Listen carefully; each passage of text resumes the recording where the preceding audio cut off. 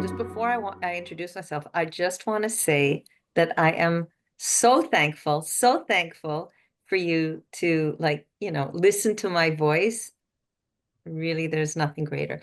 So my name is Ilana, and I live in Toronto. But for the past few years, I kind of shuffle back between Israel and Toronto because I have five children, three boys here and two girls in Israel, and sisters and mom and in Israel. Um, and what else would you like to know? Well, what did you do for a living? Okay. What did you do before October Ye- 7? Yeah, so I'm a Chinese medicine practitioner. And my passion is to help couples who have difficulty to conceive, to bring beautiful children to the world.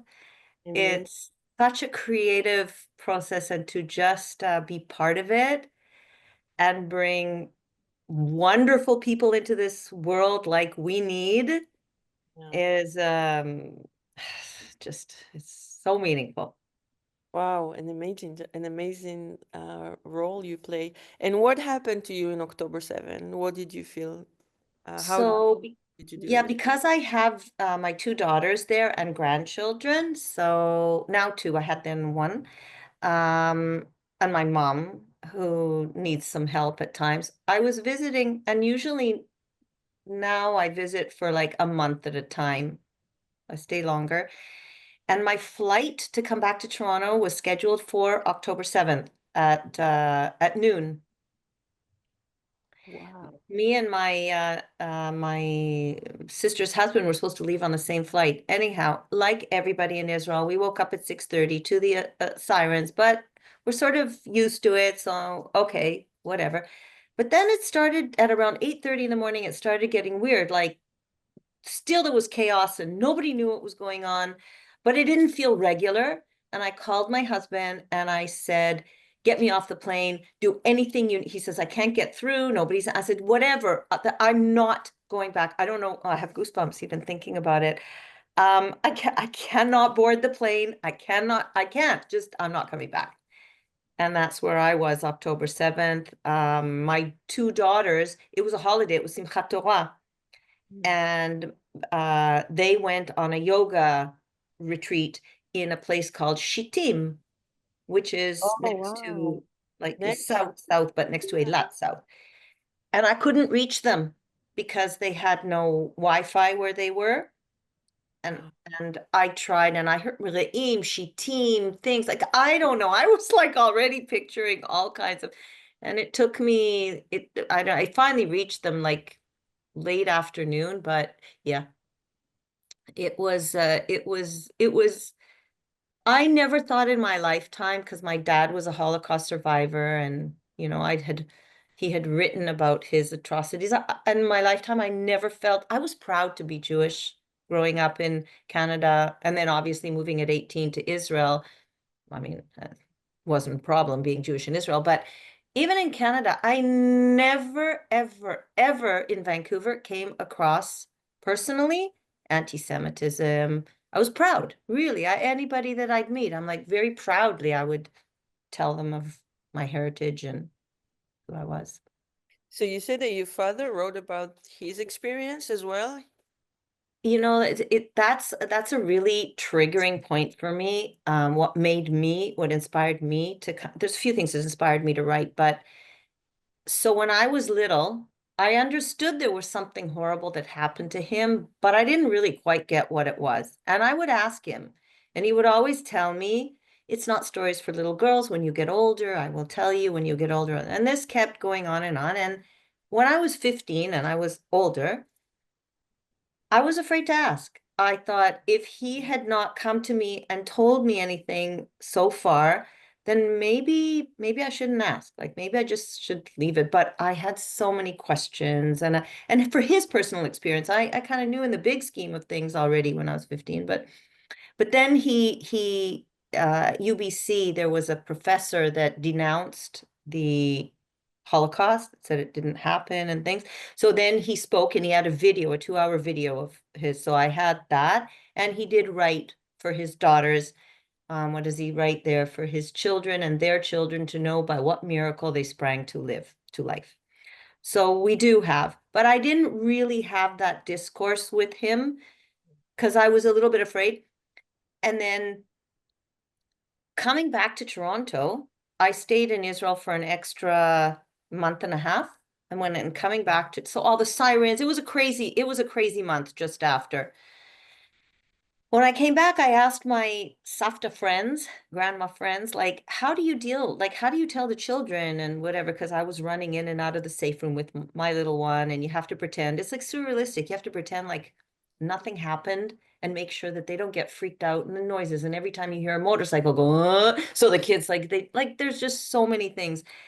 And I'm asking them, like, what did you tell the kid? Oh, we don't tell the kids anything. It's too evil. It's too, no, well, we're not introducing them to that amount of evil. Something in my heart just snapped. Something snapped.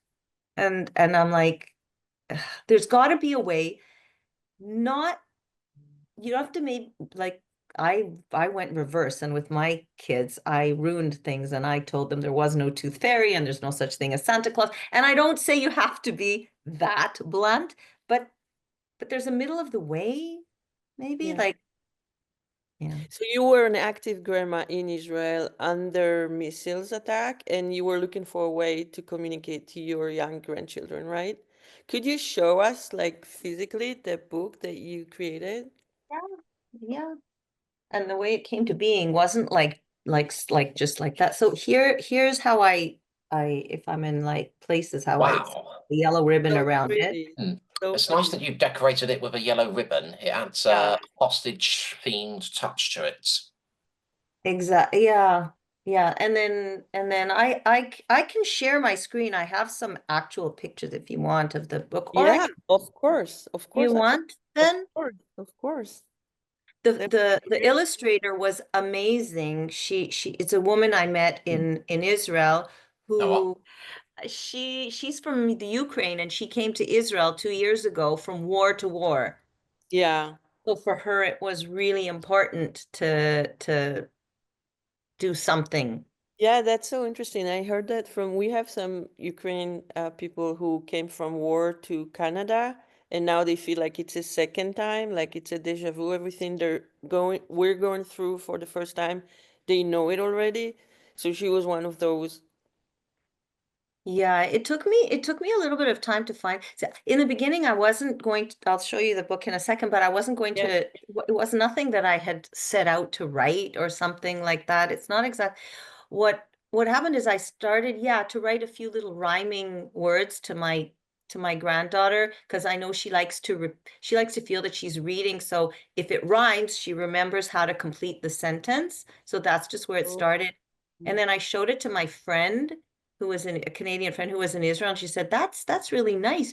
You should do something with that." I'm not, what am I going to do with it? And the next day, by fluke, she gets an email from from like a they're called One Family Fund, and do you know them? no. So they bring Canadians to Israel and they fund like people like all Israelis who have been hurt somehow by war, single moms, so children, da da da da da. And every year they do things. And they did a little book. I have it here called Proof of Life. They made like a and they asked for poets to send in poetry. So Sarah, my friend, says, Ilana, send in your poem. It started as a poem. And I said, but I'm not a poet. So she says, of course you wrote a poem. Send it. I Yeah. said, but I'm not a poet. She said, just send it. What do you care? So I sent it in and they said, thank you. And we're going to add it into our anthology to of remembers. And then I Oh, said, oh, okay, maybe somebody liked it. Now I'll turn it into a children's story. That's how it evolved. oh wow. Oh, We had actually Ryan from the Daily Brian reading from that book, I think. I don't know if he's here today. I think he's not here with us now. But when we had collective Zoom for the October 7 Memorial. Do you guys remember that? Norman, do you remember that? He was reading from this book. I think that's the one. The They, proof of life? yeah, yeah, yeah. Yeah, I have He it. showed it to us. It's so cool. So Yeah, you're in there as well. That's amazing, Ilana. What a great start. yeah, and so it wasn't anything that I had intended to do. It sort of Yeah. rolled like that. So here I have. So can you read a little bit from the book to us? Yeah, I can. I'm trying to see. Okay, so I don't know where the pictures. I'm so not techie. I had this No, on don't here. worry about it. Don't worry about it at all. Okay, so I won't share the screen. Wait, It's no. complicated. Don't worry.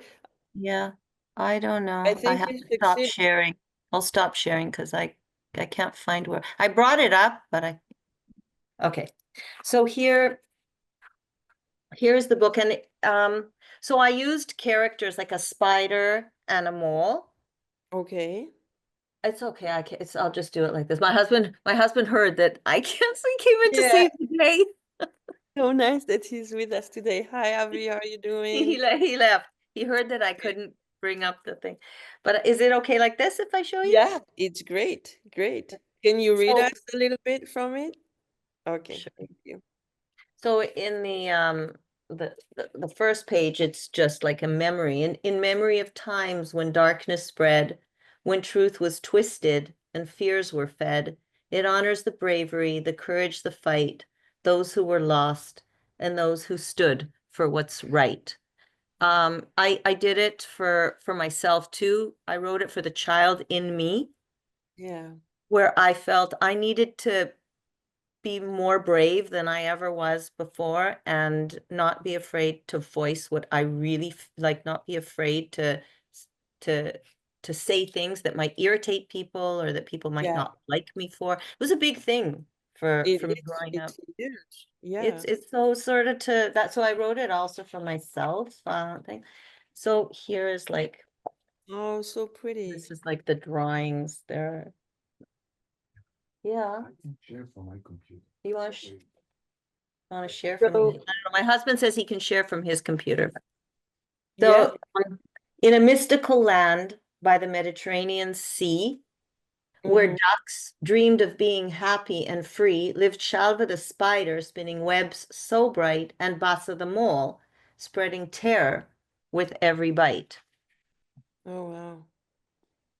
I don't know if you can see. So this is, while Bassa dreamt of ruling and taking control, Shalva hoped for friendship with peace as her goal.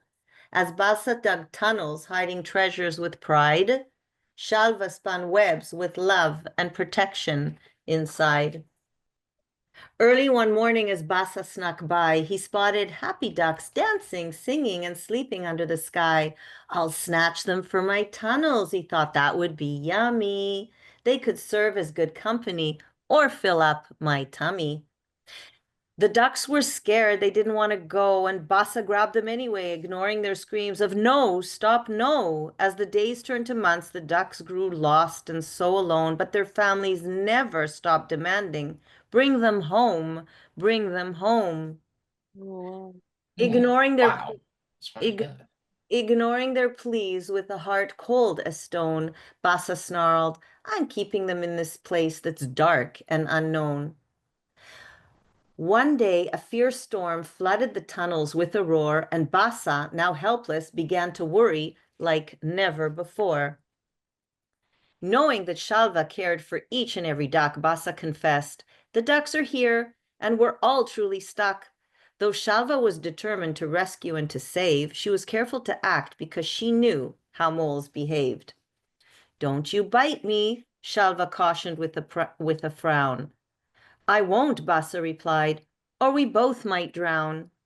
As Shalva came near, Bassa's teeth were on display. Realizing this intent, she asked, why do you act this way? It's just my nature, Bassa chuckled with delight. It's the way that I fight. It's the essence of my might. This time, Shalva spun a cloak so strong and tight that even Bassa's sharpest teeth couldn't make a single bite. Hooray! Everyone floated home, safe in the sky, and Bassa, puzzled, asked Shalva, you worked so hard to save them, but why? It's just my nature, Shalva chuckled, her eyes gleaming with delight. It's the way that I fight. It's the essence of my might. Let Shalva and her mighty web show us the way that our nature is shaped by the choices we make each day. When we are brave and stand for what's right, we discover protection in the web of love and might. So hold my hand and hug me tight. It's the love in this web that wins every fight. Oh, so nice. Wow.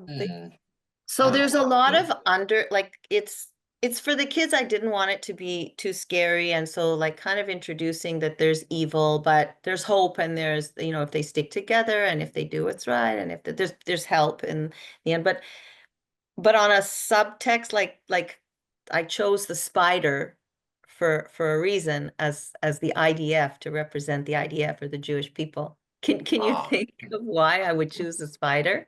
No, I was wondering that actually. Why? I'm going to ask you some questions. Do people like spiders in general? Do people like Jews?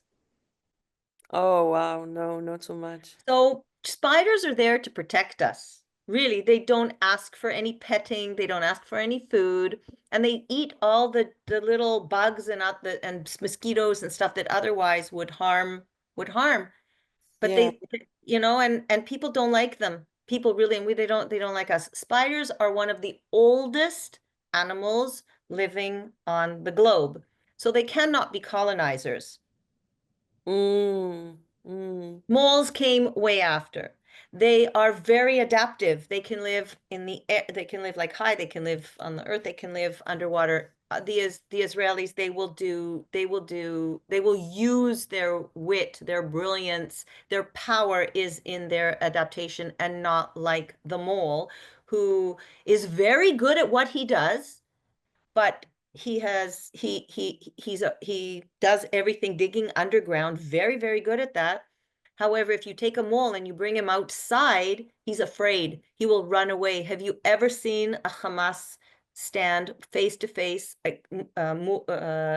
next to a soldier? Who do they kill? They kill the innocent, the weak, the like Yeah. like a mole. Like he's afraid of, Yeah. and they're undercover all the time. Up on the surface, they're very uncomfortable.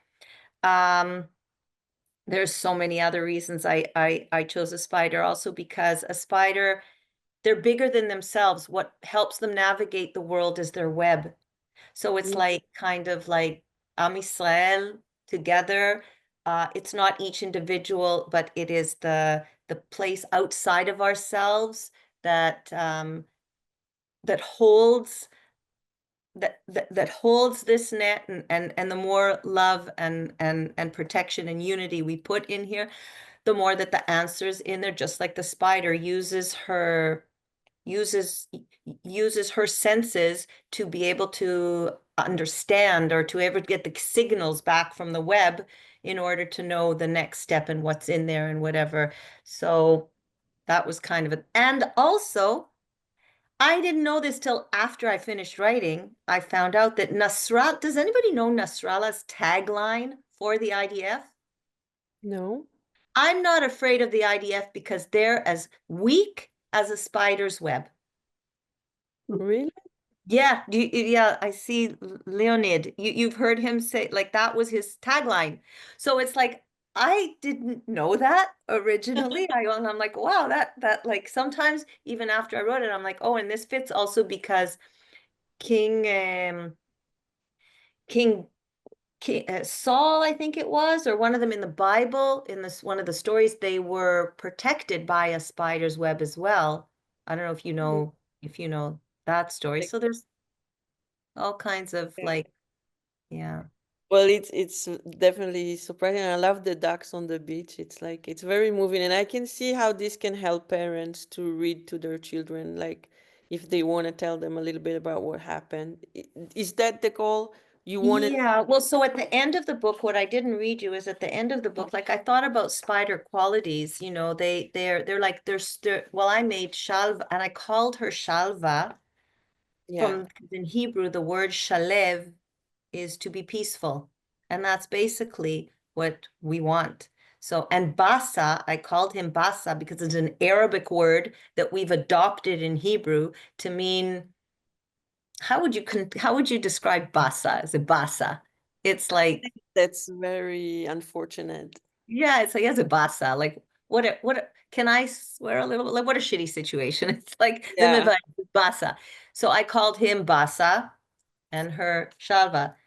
So in the end of the book, I wrote like Shalva is giving the child some tips Oh, and saying my web might be soft and sometimes it breaks, but I can fix it and make it stronger than steel. I'm like a superhero in that way. How do you help yourself get strong when things get tough? So to kind of be inspired by the fact that the spider can fix her web. The force of the web is not, it doesn't look strong. It's very, the fibers are very, very, very, very tough. Um, Even if others are mean, I still work to make the world a better place by being helpful. That's how I get my superpowers to help me do anything. Can you keep being loving and doing the right thing, even when others are not kind? yeah. Because the spider keeps being a spider. It doesn't matter how much we swat them, we try to get rid of them, we don't like them, you know. Um, I can make a safe spot for myself anywhere by the rocks, on water, or even underground. That's my secret for being strong and powerful. Can you be brave and change what you're doing when you need to? So those are just three hints, but like there's so many things you can like learn from spiders do all kinds of amazing things. I won't get Yeah. into it, but I'm sure there's like so many Spider-Man fans here that can agree with you. Like, and the ducks, because we kind of associate ducks with innocent ducks waiting to just, in Hebrew they have the saying, "Barbazim latevach," so which is like, um, sitting ducks, maybe. yeah, sitting ducks waiting, just like that. So that's why I drew them. But also, Lara was brilliant. I don't know if you'll notice, but Shalva has a kippah. She's blue and white. She has a little Oh, kippah. yeah. And obviously Basa has the green bandana. And these ducks, so so some of them, like this one is Mia Shem. Oops, you can't see, but some of them represent the hostage. This is representative of all the the Thai and the workers that Yeah. were there. Here you have uh okay, obviously Basa with all his hidden treasures, and these are his weapons and the money that they hide Yeah. down. And she's knitting because like the old grandmother protective kind of, for me, the knitting thing, kind of like she can Yeah. knit anything in that web. And This how is did you go actually about publishing it? Oh, that's so lovely. that's this is the Nova symbol Yeah. of the, like that. And so there's all kinds of symbolism like all throughout, whatever. This is whatever. How did I Yeah. publish it myself with Amazon? You can publish anything you want today through Amazon. Yeah. So if someone here listening to you today has an idea for a book, what are the steps that you went through in order to publish it? Oh, it's so, so easy today. Okay. Well, I don't know how to, like, I guess it would be the same publishing like a book without pictures. I'd assume it was the same thing. There's a website you go to and I had to upload each and every page. Mm-hmm. You send it to them and they do the rest of it. The thing is, I mean, you don't make anything. Each book I sell, I make like with $2 or 2.50. So Yeah. it's not. But the reason for me wasn't to sort of make the 2.50 on the book. It was Yeah. more just to do something that I felt maybe the schools would be interested. Maybe parents. It was just my way of not ignoring the Yeah. situation. And I'll tell you one other thing, like everybody's different, and everybody has their, like, what feeds them and what gives them fuel. And when I used to go to the demonstrations in Israel and then later on here, and I saw people fighting so much against each other. The demonstrations can become very aggressive, very loud, and I felt that I was being swept up on that anger, and I never knew I could contain so much anger in myself, and it didn't feel good. And it would Yeah. take me sometimes days to like and I would look and I said, I don't want to become them. I Yeah. don't want to fight so hard that I become the opposing, like I look like them. That was like, then I'd say they had won over me. And I never, it was like, and then I said, well, can I, this felt a way that it was more like to educate would be felt better for me. It was a way to release all that anger and all that hatred and all that. And I love that there's so many ways to advocate, right? Like advocacy can look like so many things. Someone can go to a demonstration, and someone can self-publish a book, and both things are advocacy. I mean, I love that you found your own way of doing it. Yeah, I was just, I was honestly, there was a point where I was tormented because I'm like, all this hatred and all, and then and it felt like even the people that were on the same side became opposing each other. And then the oppositions became, there was with inside more opposition. And I'm like, it's just, Yeah. A lot of separations and distortion because, and because when there's so much fear,